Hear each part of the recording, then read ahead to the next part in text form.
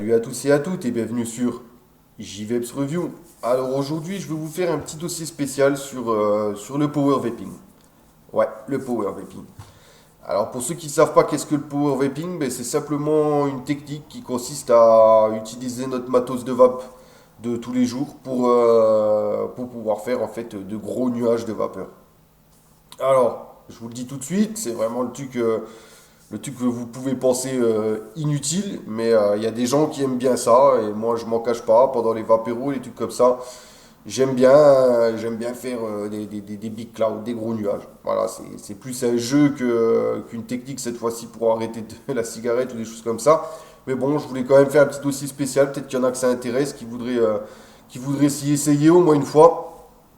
Donc aujourd'hui, petit dossier là-dessus. Donc, déjà que le power vaping, ça nous vient de chez les Philippins.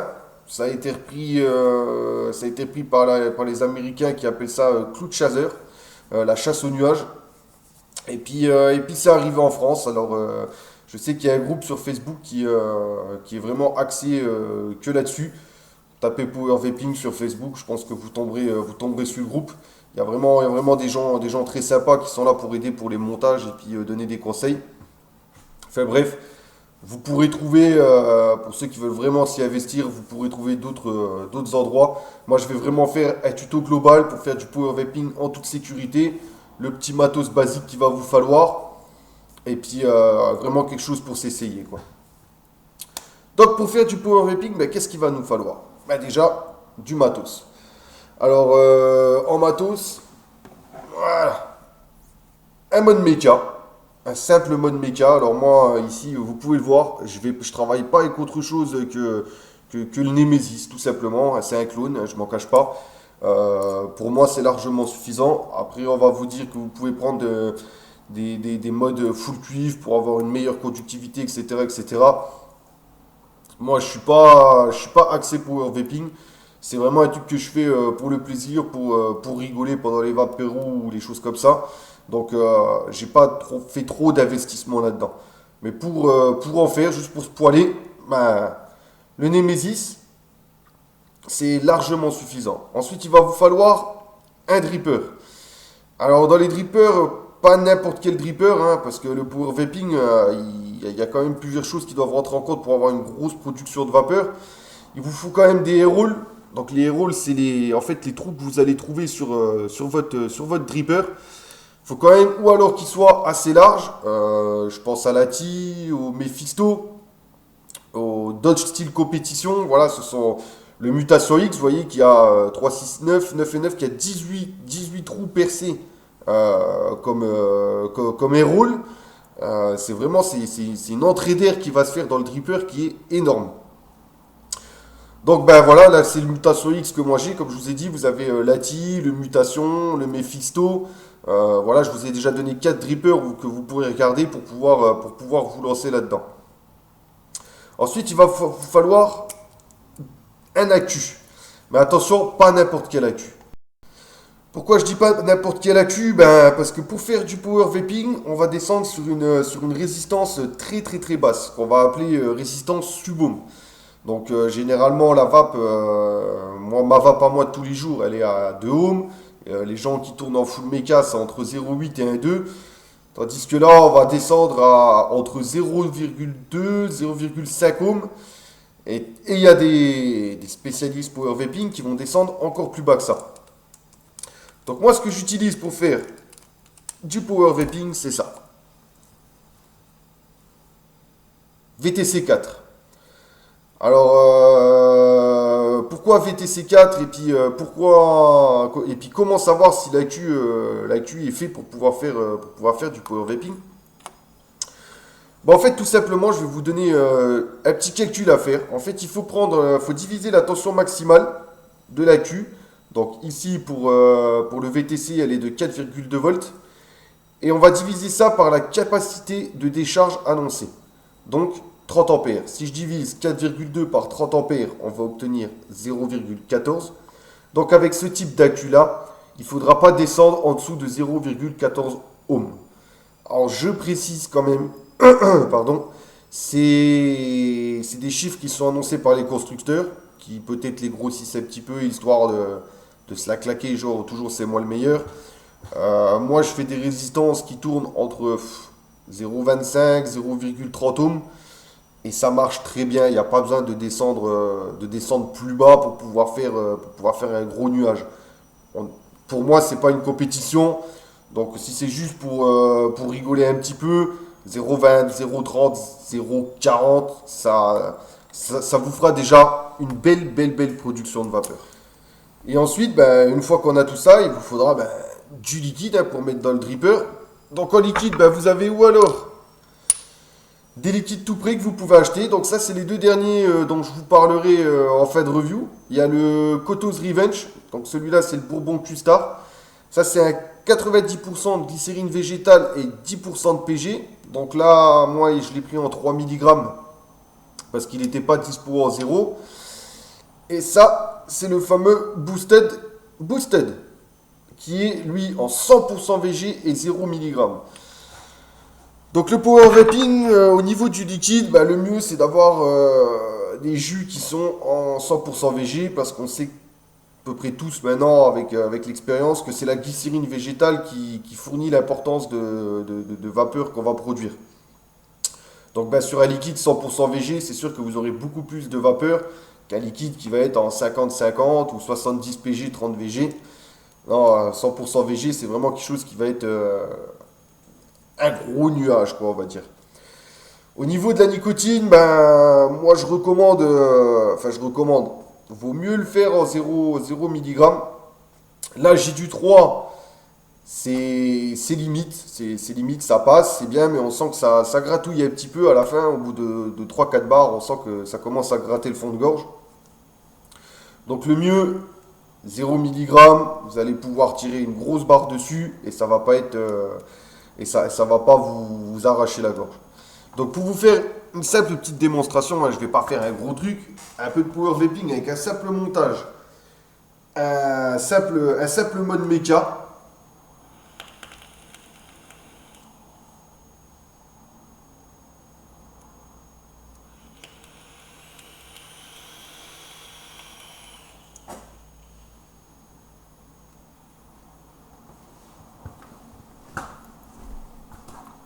Voilà, et là je me suis pas acharné dessus. La Q je l'avais hier pendant un vapéro, donc je peux vous dire qu'il a vraiment souffert.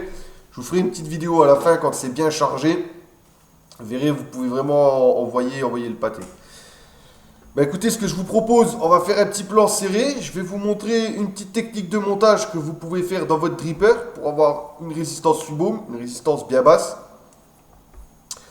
Comment placer le petit coton à l'intérieur pour avoir quelque chose, un montage convenable et puis un montage ben, qui envoie. A tout de suite. Bien, alors qu'est-ce qu'il va vous falloir pour faire un petit coil de basse résistance dans votre dripper?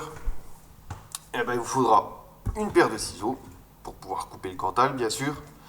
Du coton. Alors, moi, je suis resté à l'ancienne. C'est du coton bio hydrophile. Aujourd'hui, la mode, c'est le Fiber Freak à grosse densité.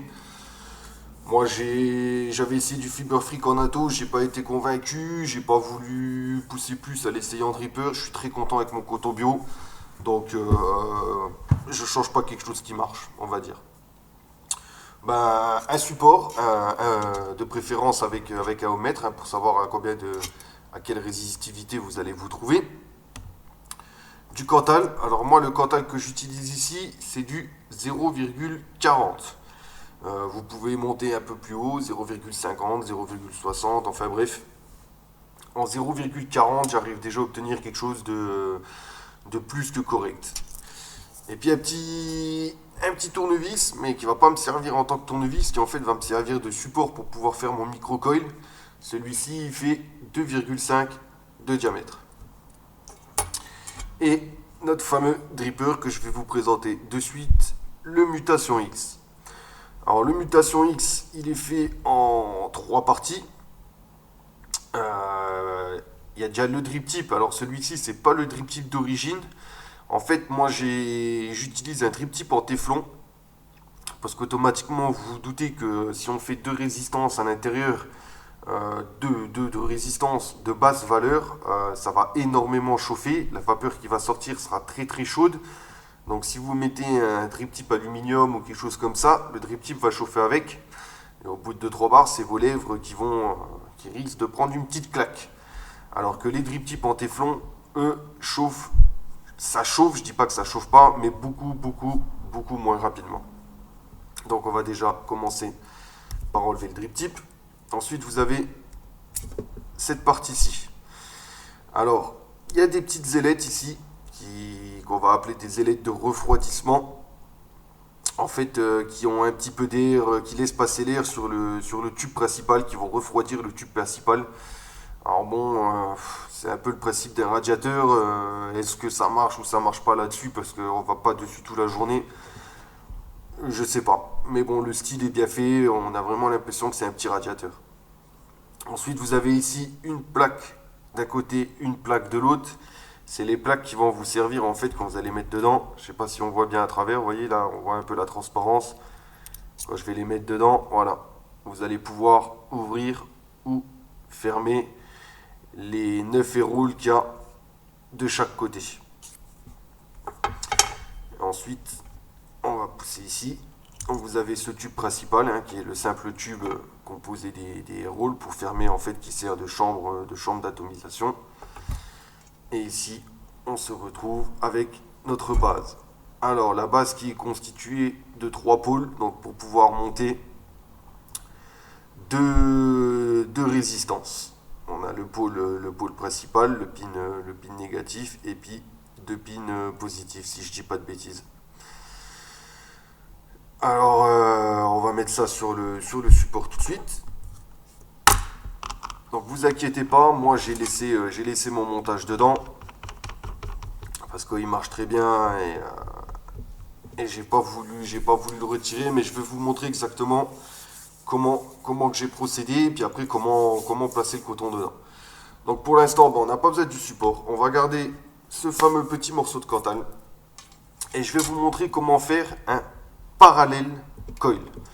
Donc là, dans le mutation X, ce sera dual parallèle coil. Parallèle coil, dis donc aujourd'hui. Pourquoi dual? Parce qu'on va en faire 2, tout simplement.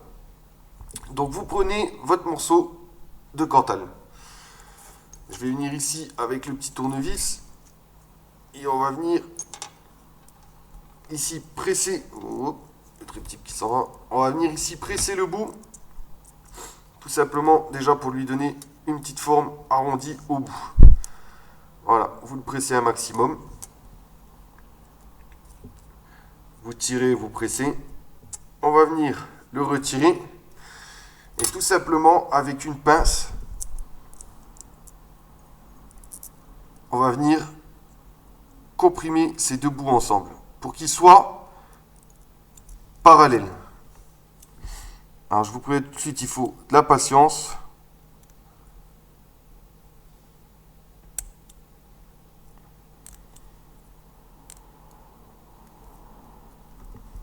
C'est quelque chose qui n'est pas évident à faire du premier coup. Et voilà, vous devriez vous retrouver. Alors attendez, on va faire une petite mise au point. Je vais voir si ça prend. Mais non, il va pas vouloir me la faire. Si, ça y est. Voilà, vous devriez vraiment vous retrouver, vous voyez, avec les pattes qui seront un maximum serrées ensemble. Et vraiment, vous voyez, il faut vraiment que le montage que les 2 fils soient parallèles. D'où le mot parallèle colle. On va repasser en plan standard, puis je vais vous montrer comment l'enrouler autour du tournevis. Allez, voilà, tout simplement. Donc on va prendre notre petit support, donc notre petit axe 2,5. On va venir ici se coincer les 2 pattes. Vous venez bien poser les fils, il ne faut vraiment pas qu'ils faut pas qu'ils s'entortillent ensemble, il faut qu'ils soient bien chacun d'un côté. Et on va venir déjà faire un premier tour.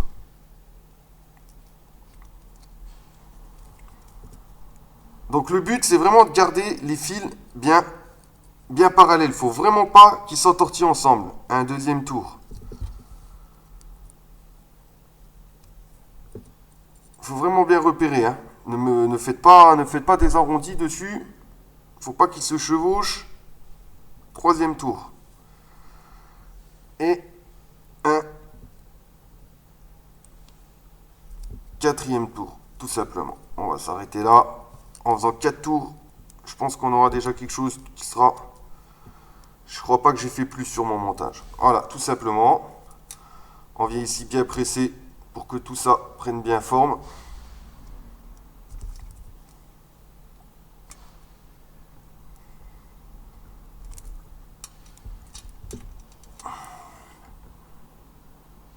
Voyez le résultat.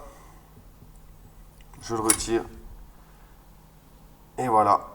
Nous avons là un premier parallèle coil. Avec ce mot-là, je vais vraiment avoir du mal.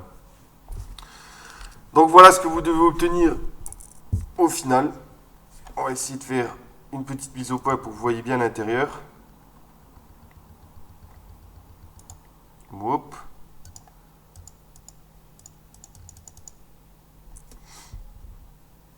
Donc vous allez avoir vos deux coils tout simplement. Vous allez passer les deux premières pattes sur un plot et sur le plot central. Et de même, vous allez faire avec le deuxième coil. Vous allez passer les pattes par le plot central et les pattes par le plot extérieur. Finalement, il n'y a que sur le plot central où vous allez vous retrouver avec 4 pattes de coil. Les deux pattes de ce coil-ci, les deux pattes de ce coil-là. Une fois que vous avez monté ça, on serre le tout. Et on va venir le chauffer et puis presser les spires pour qu'elles restent bien collées entre elles. Donc pour ça, on va prendre notre fameux mode méca. Donc voilà, vous remontez votre dripper sur votre mode méca. Et ce qu'on va venir faire, c'est venir en fait faire chauffer les spires pour pouvoir les serrer. Et puis surtout avoir les deux coils qui s'allument en même temps, qui démarrent vraiment en même temps. Ça, c'est la chose la plus importante. Donc vous allez venir chauffer les spires, mais pas en fait switcher et les laisser chauffer. Non, il faut venir pulser. La méthode de pulse, c'est quoi? En fait, je vais venir switcher plusieurs petits coups. Une fois, deux fois, trois fois. Vous voyez? Jusqu'à qu'elles commencent à rougir. Et une fois qu'elles sont bien rouges, vous venez prendre votre pince et on y va. Je serre un coil. Un petit peu. Je serre l'autre coil. N'oubliez pas de lâcher votre switch quand vous venez serrer avec votre pince. Sinon, court-circuit et puis craque. Et donc, comme je vous disais tout à l'heure, il faut vraiment que les spires s'allument, enfin que les deux coils s'allument en même temps. Vous voyez, j'ai ce coil là, il est un petit peu en retard. Donc, je vais venir encore le serrer un petit peu.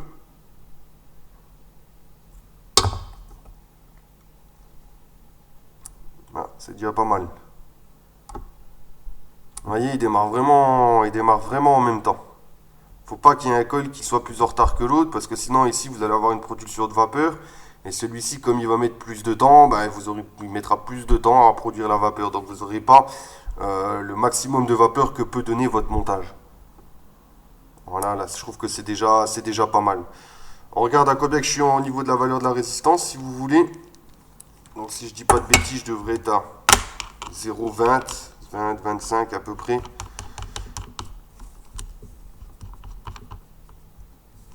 Même un petit peu plus bas, vous voyez. J'aime pas trop descendre, mais bon. 0,17 ohms. Tout simplement. Donc, vous pouvez faire moins de tours, vous aurez une valeur de résistance qui sera... Vous pouvez faire plus de tours, pardon, vous aurez une valeur de résistance qui sera plus basse. Moins de tours qui sera plus haute. Après, vous n'êtes pas obligé de faire un parallèle coil. Si vous voulez démarrer sur des montages simples, faites des coils standards, prenez du 0,40. Je dis une bêtise parce que je n'ai pas les valeurs en tête. Si avec du 0,40, quand vous faites 6 tours sur un coil, vous êtes à 1,2 ohm. Si vous faites 2 coils à 6 tours, vous divisez par 2, vous serez à 0,6 ohm. Ça, c'est le parallèle coil, c'est pour vous montrer quelque chose qui est correct et qui envoie. Mais vous n'êtes pas obligé de descendre aussi bas si vous n'êtes pas sûr de votre coup. Maintenant, comme je vous ai dit tout à l'heure, les accus FS Purple, les VTC 4, pardon, elles sont capables de descendre jusqu'à 0,14. Donc là, on est à 0,17. On reste quand même en toute sécurité. Eh bien, on va passer au montage du coton à l'intérieur, hein, tout simplement. On va essayer de passer ça en net. Hop. Petite mise au point. Voilà. Et ben, au niveau du montage du coton, il n'y a pas une plus grosse technique que sur un atomiseur que j'avais pu vous montrer avant. Il suffit de venir rouler son coton entre les doigts, faire une petite pointe et tout simplement la glisser à l'intérieur. Alors, je vais m'aider de la pince pour pouvoir rattraper ça de l'autre côté. Hop là. On vient tirer son coton. Donc comme sur les atos, il faut que le coton nage un petit peu. Il n'y a pas besoin de mettre une grosse bourre de coton. Donc on va mettre un petit peu de chaque côté. On va venir couper ici. Donc laissez un petit peu de marge. On vient couper ici. Je viens couper de l'autre côté. Et ce qu'on va venir faire, alors je vais vraiment essayer de me placer, voilà, comme ça va être pas mal. On va venir rabattre le coton à l'intérieur.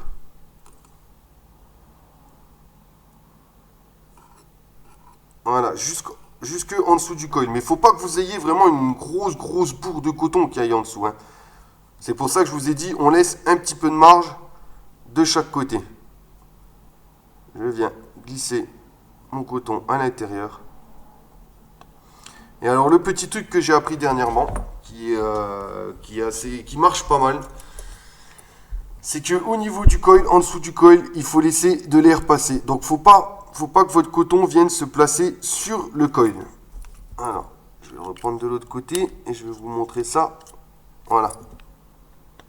Si on regarde bien, j'ai du coton ici de chaque côté, que bien sûr j'ai pas trop tiré vers le bas. J'ai du coton en dessous, mais pour ce qui est en dessous du coil, je laisse bien une marge pour que l'air, vous voyez, alors, je vais me mettre comme ça, mon tournevis, il passe à travers, il n'y a pas de coton.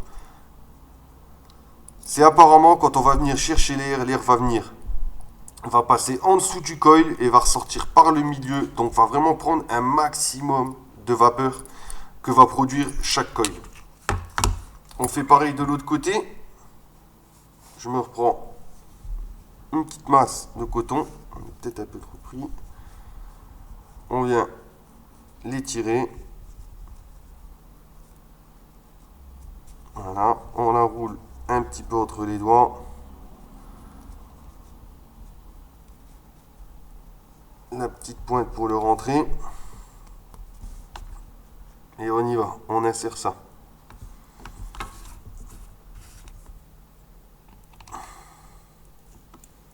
Voilà, petite rupture.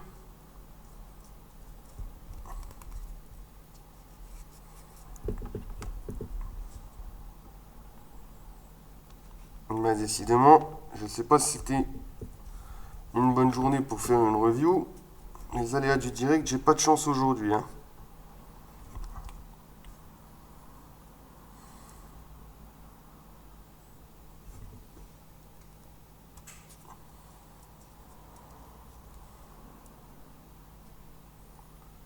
Comme quoi, je suis pas meilleur qu'un autre. Voilà.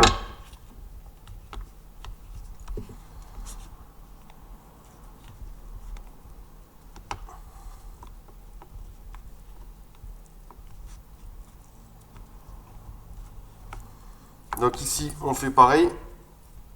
On vient couper sa bourre coton d'un côté, couper de l'autre. Et comme j'ai dit tout à l'heure, on va venir rabattre ce fameux coton en dessous du coil. Mais en venant laisser le dessous du coil libre. Et je vais vous donner une dernière petite astuce qu'on m'a donnée, qu'on m'a filé dernièrement.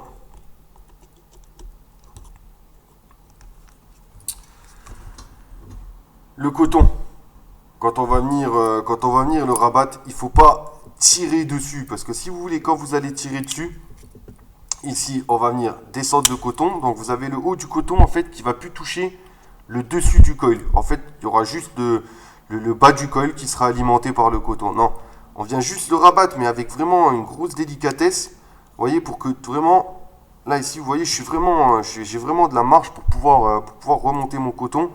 Il n'est pas plaqué sur le plateau. Et bien, une fois qu'on a fait ça, on va venir remonter notre cloche.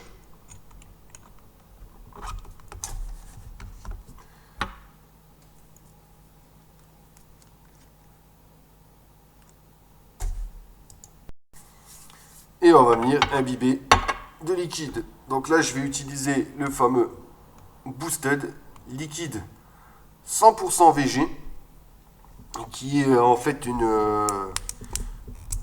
crème de fraise, tout simplement. Donc on vient généreusement poser du liquide sur le coton, jusqu'à que ce soit vraiment bien imbibé. Allez-y, hein. N'ayez pas peur. Bon, faut pas que ça coule de partout, mais il faut vraiment que ce soit bien imbibé. Eh ben, je crois qu'on va pouvoir s'essayer. On va déjà faire un petit essai comme ça pour voir ce que ça donne au niveau chauffe. On le passe à coup sur le mode. On envoie? Ouais. Allez, on repasse en plan large et puis je vous montre ce que ça donne. Donc nous voici à la fin de ce petit tuto, hein. Donc une fois qu'on a fait le montage et puis que tout est en place, il n'y a plus qu'à vaper pour essayer. Donc je vais vous donner une des petites techniques déjà pour commencer, faire chauffer un petit peu pour que la production de vapeur démarre avant que vous commenciez à tirer. Souffler un coup de dent pour chasser la première vapeur et puis ensuite inspirer vraiment un grand coup, mais en fait ce qui va s'appeler en inhalation directe. Alors qu'est-ce que j'appelle en inhalation directe? Vous allez venir placer votre mode, enfin votre drip tip sur un côté et avec l'autre côté, en même temps que vous aspirez, vous allez aspirer de l'air.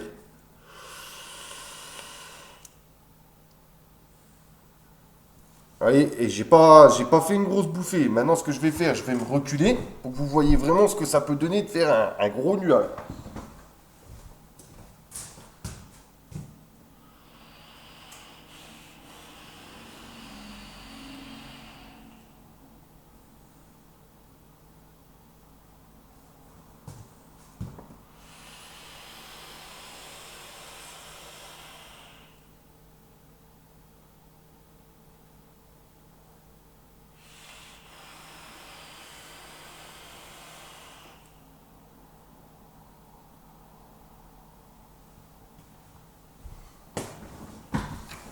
Merveilleux le power vaping, merveilleux et ultra simple, ultra simple. Vraiment, vous voyez, un simple dual parallel coil, donc double parallel coil. Là, j'avais dit quoi, 0,18 ohms. Vous pouvez le faire un petit peu plus haut, ça marchera très bien. Je le répète encore une fois, ne faites pas n'importe quoi. Prenez bien des accus, que ce soit des Effest Purple ou alors des VTC4 que je recommande énormément. Mais ne commencez pas à jouer avec des accus de marque chinoise ou je sais pas trop quoi. Vous avez de gros risques que l'accu vous pète à la gueule. C'est vraiment quelque chose. L'accu a une très très grosse importance. Et ne cherchez pas à faire des résistances super super basses. 0,18, moi j'ai des potes qui tournent avec des résistances à 0,3, 0,4 et qui font de très très beaux nuages.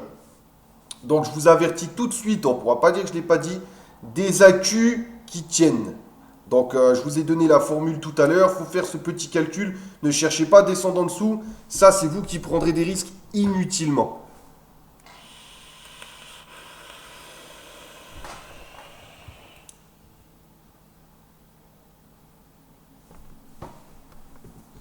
Wouh!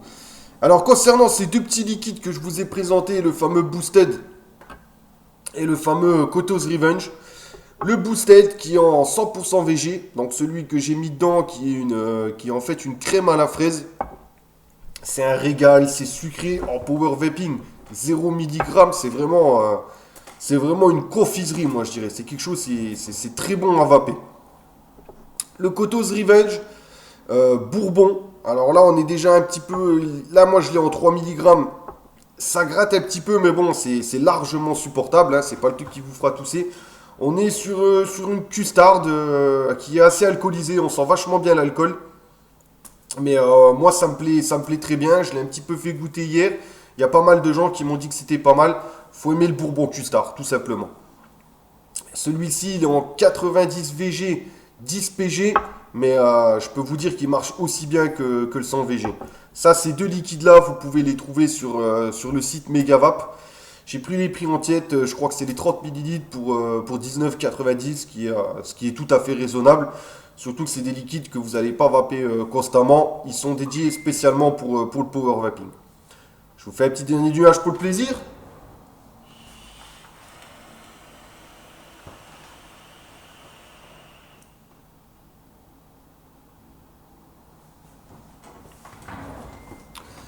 Wouh! Voilà, je vous ai donné à peu près les bases, histoire de pouvoir démarrer dans le power vaping. Alors, le Mutation X, c'est un dripper qui coûte quoi? Si vous le prenez en original, je crois qu'il est entre 25 euros. En clone, parce que je vois pas l'utilité, s'il est à 15 euros, vous avez autant prendre un original. Après, chacun fait comme il veut. Moi, vous savez très bien au fur et à mesure de mes vidéos, j'adore le clone parce que mettre 150 euros dans quelque chose, c'est pas, enfin, dans un atomiseur ou dans un mode, c'est pas le truc qui m'enchante le plus. Par contre, moi, quand je vois des drippers originales comme ça qui coûtent 20-25 euros, ouais, je mets 20-25 euros. Je vais pas m'embêter à prendre un clone et avoir le risque que celui-ci marche pas bien, qu'il n'y ait pas de vis de foiré, etc., etc. Le mode, bah ouais, il faut bien un clone. Donc, moi, le mode, bah, Nemesis, hein, c'est un clone. Ça vaut 10-15 euros. Vous achetez du Cantal, du coton, un petit drip tip en téflon. Allez, je dirais qu'un setup comme ça, je compte bien sans le liquide, vous êtes à peu près à une quarantaine d'euros, quoi. En comptant la Q, allez, on arrondit les angles, 50 euros. Au niveau des liquides, vous n'êtes pas obligé d'acheter des liquides comme moi j'ai fait, c'était vraiment pour essayer. Vous pouvez prendre du 100% glycérine végétale que vous trouverez en pharmacie. Vous pouvez prendre un concentré Red Aster ou un concentré pomme, ce que vous voulez, peu importe. Vous mettez une paire de gouttes dedans et vous vous retrouverez en fait avec un liquide pour pouvoir faire du power vaping. Du moment que vous avez un maximum de glycérine végétale, vous aurez le nuage qui va avec. Voilà, c'était mon petit dossier parenthèse sur le power vaping. Je me suis dit peut-être qu'il y en a qui voient les vidéos, qui voudraient bien se lancer mais qui n'osent pas. Vous avez ma petite technique à moi, qu'il y en a beaucoup qui utilisent. Ben, il n'y a plus qu'à vous, c'est plus qu'à vous à faire. Voilà, je vous dis à bientôt pour une prochaine revue sur JVeps Review. Et surtout, restez des vapoteurs libres.